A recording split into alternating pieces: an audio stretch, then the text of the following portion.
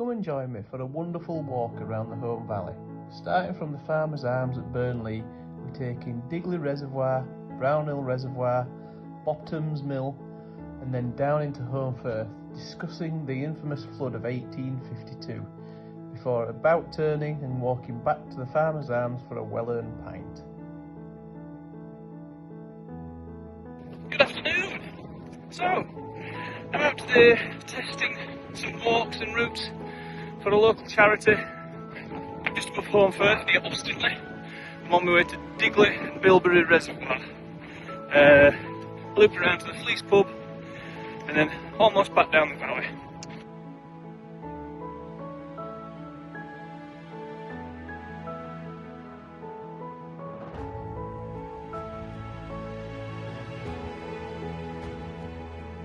Here we are at Digley Reservoir. There's the overflow there, and then if you look over there, that down wall over there, behind that is Bilberry Reservoir, which, when that dam wall collapsed in 1852, that is the massive flood that then decimated Holmfirth, killing over 80 people. So it was a Victorian dam. It was amazing. It was only built in the 1840s. And what they did back then is they made a puddle in the middle of the walls, if you like, and compacted clay and gravel, and that was supposed to solidify a little bit and create this big wall for the water to sit behind. But it didn't work. And only about 20 years after that as well, there was a big one over in Sheffield. And when that collapsed, that killed 240 people. I mean, Queen Victoria was so dismayed with what had happened in Holmfirth, she even set up a fund for the townsfolk and for the people who had been killed. It's quite momentous, really. And there's loads of things down in Holmfirth that you can see about it. There's the old watermarks of how high up the water went. And it happened at 1 AM as well, which made it even worse. A lot of people were asleep. Beautiful colours now though of autumn.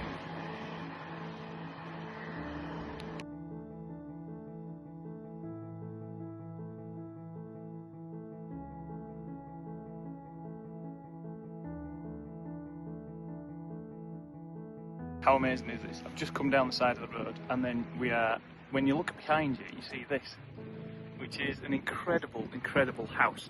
So people usually call it the Teletubby house.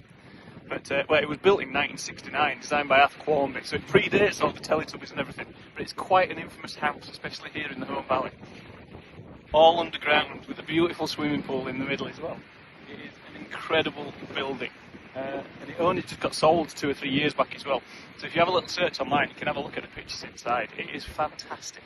Absolutely stunning. And what a location. Can you imagine looking out of that front window and that is your view?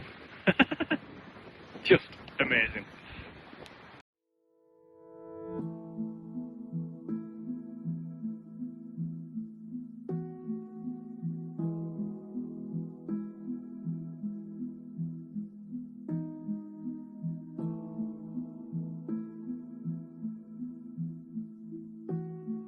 This is absolutely beautiful walking through here, surrounded by the huge old oak trees, birch everywhere, hazel.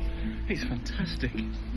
Can't say I've heard many birds, but I can imagine it's a good place to come and sit and have a listen. You can hear the stream running. Little tiny fungus everywhere.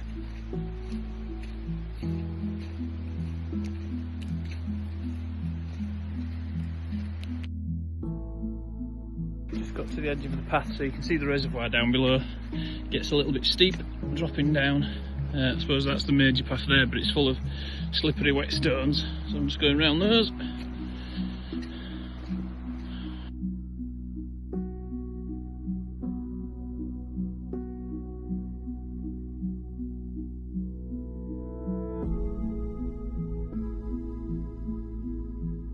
Just overlooking Holme Bridge now, and the valley's widened out a fair bit.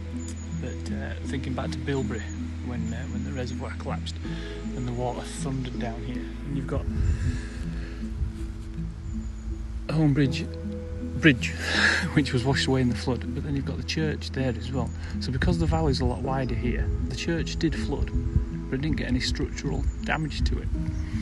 But obviously the water did rush through the middle of it, and they even found a coffin resting on one of the pews in the church once all the water had subsided, and he'd been washed down from a graveyard higher up the valley. Nobody really died in Holmebridge though, because they were able to run down and warn people of what was happening, so there were no fatalities in Holmebridge, so everybody escaped.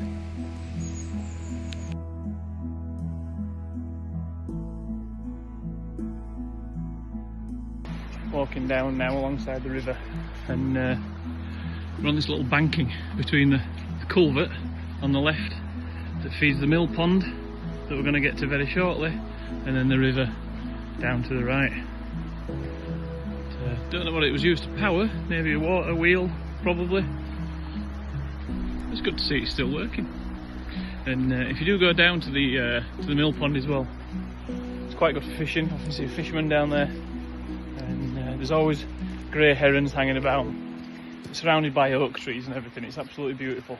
Nice little bit of tranquility for everyone. How nice is this? Down away from the road. Hear a little robin singing behind. All the colours of autumn everywhere.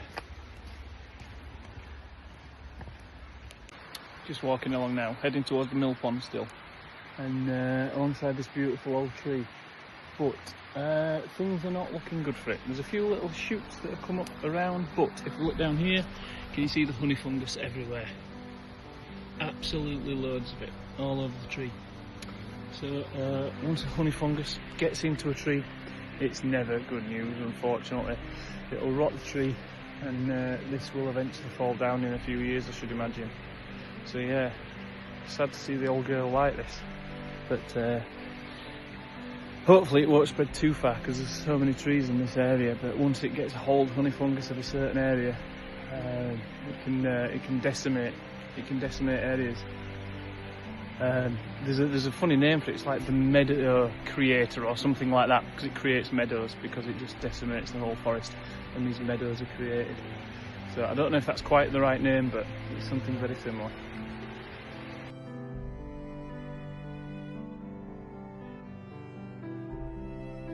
Sat down by the mill pond. Nice brew here. And over there, hopefully you can see them, there's a couple of cormorants. And they're amazing. Can you see it with its wings out? They kind of stand with the wings wide open. That one's flapping his a little bit. And there's a reason they do that. They dive to cormorants for fish. But you've heard the saying, water off a duck's back. Cormorants are not quite the same. They do have oils in the feathers, but it's nothing like in the duck, organics, things like that. So the feathers can get waterlogged, and that's one of the things they do. Once they've been diving for fish and things like that, the feathers get a little bit too waterlogged. They stand with the wings wide open, dry off the feathers again. And that is what that one is doing. A beautiful little moorhen swimming across in front as well. What a great place to sit and relax with a brew. So while I'm down here at the mill pond still, it was built in the early 1800s, this thing, so it predates the dam, but it was here when everything flooded. It became quite infamous in the late 1980s because there was a body found with no cleaning out around here, around one of the culverts.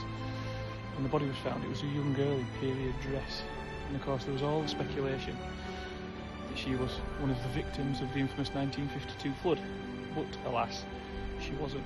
But the mystery has never been solved either, so nobody knows who the body belonged to. Yeah, just another mystery of the area.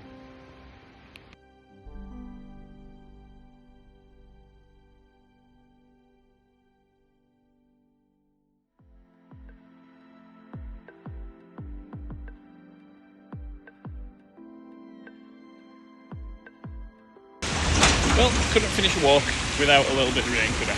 And there's a great little marker here, just in there. And you won't be able to see it, so I shall walk you in. But that is a marker, so you can see the door, and hopefully you can read the sign. The height of the floodwater. Crazy, yeah? Can you imagine that at 1 o'clock in the morning? Of course, no street lights or anything back then. The terror that must have caused as that came flooding down here. Incredible. But what a great fitting to the end of the walk. Now to find a pub somewhere. I reckon I've deserved that.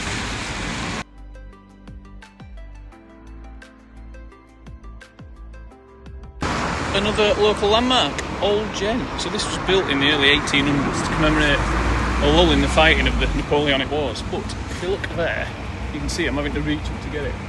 Again, that was the height of the floods in 1852. And we're a good 50 metres away from where we were before. So this whole area, absolutely crazy. How cool is this? I thought I'd come and show you this. Although this house name gives it away. Old Jail View. And here we have it. Tholthauser. Thought to be the oldest building in Holmfirth, on these very slippery flagstones, so I best go steady. In fact, I might even hold on. Look at that. 1597.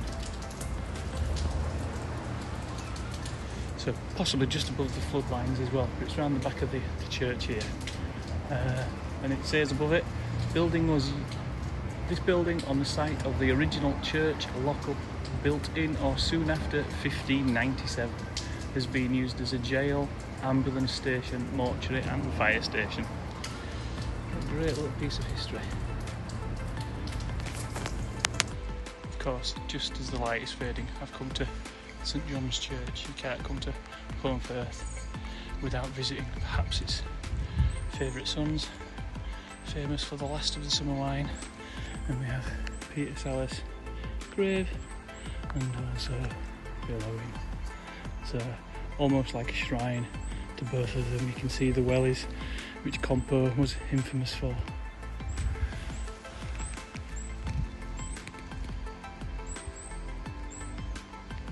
can hear the robins chirping, and I think that's a long-tailed tit there.